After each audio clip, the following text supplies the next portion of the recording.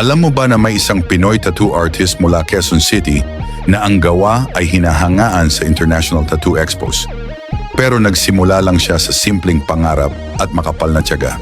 Si John Paul Orogo ay hindi lang basta tattoo artist.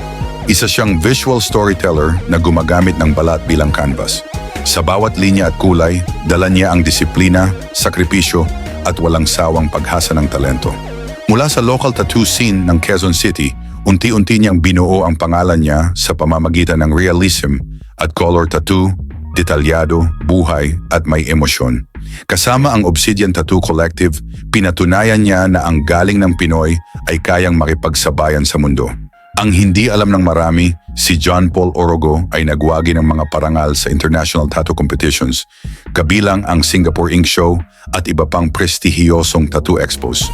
Isang patunay na kapag sinabayan mo ng sipag at paniniwala ang talento, dadalhin ka nito sa mga entabladong dati pinapangarap mo lang.